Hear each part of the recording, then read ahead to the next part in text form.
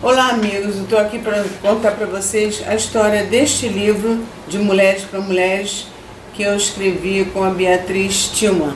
Aliás, tem um subtítulo que eu pedi que nós colocássemos, que é Para que todo homem leia, né? Para todo homem ler.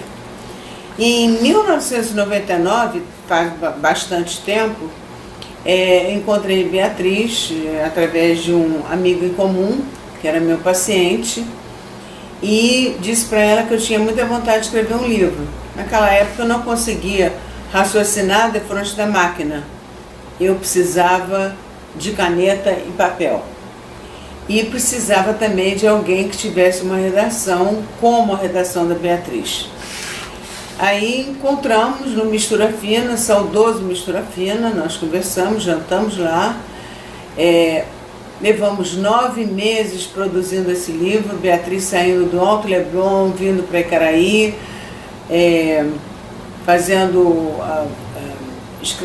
anotando tudo que ela precisava, e eu passando a limpo todas as minhas anotações, ela gravando a minha voz também.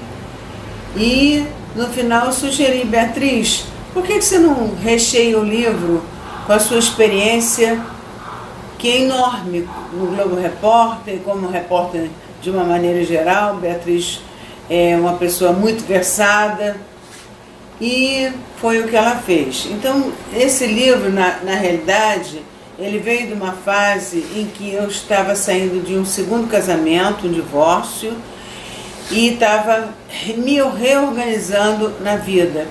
Como eu atendia e ainda atendo muitas mulheres no consultório, eu comecei a falar dos problemas que eu via no cotidiano, nesse primeiro jantar que tivemos no Mistura Fina. E ela então achou que a ideia seria muito interessante, e com isso nós demos continuidade ao nosso trabalho. Bem, depois desses 9 meses que eu falei no prefácio, que foi o tempo de uma gestação, nós conseguimos concluir o nosso livro. Beatriz trouxe uma boneca do livro, que naquela época eu não sabia nem imprimir, que dirá digitar com maestria no computador, e ela trouxe uma boneca do livro, nós aprovamos e entregamos para uma editora que estava palavrada conosco, mas que roeu a corda. E aí o livro ficou na prateleira, na dela e na minha. A minha cópia também ficou na prateleira. No Conselho da Mulher, na Associação Comercial do Rio de Janeiro, saudoso conselho, por sinal, eu levei o problema, a questão, e aí algumas conselheiras aconselharam, né, aventaram a possibilidade do livro ser digitado ou impresso ou editado, como fosse, até pela editora virtual que a PUC tinha na época.